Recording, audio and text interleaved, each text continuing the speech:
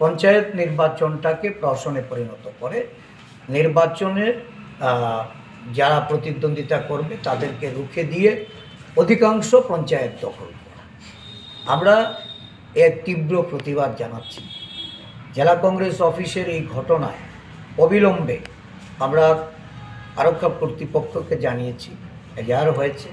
এজাহার মূলে আরক্ষা কর্তৃপক্ষের এখন শাসক দলীয় যারা সন্ত্রাসী, যারা বিভিন্ন জায়গায় বিভিন্ন সময়ে বিগত কয়েক বছর ধরে এই উদয়পুর মহকুমা জুড়ে যারা সন্ত্রাসের সঙ্গে যুক্ত, তাদেরকে কিভাবে শাস্তি প্রদান করা যায়, তাদেরকে গ্রেপ্তার করে রাজনৈতিক বাতাবরণ এটাকে কিভাবে তারা সুষ্ঠু ও অবাধ নিরপেক্ষ নির্বাচন করার একটা অনুকূল পরিস্থিতি করা যায়, সেদিক থেকে লক্ষ্য রেখে পদক্ষেপ নিতে হবে।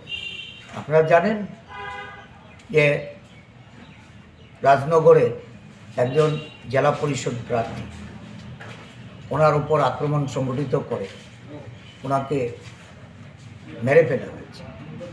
উনি গতকালকে মৃত্যুবরণ করেছেন। অত্যন্ত দুঃখজনক ঘটনা। আমরা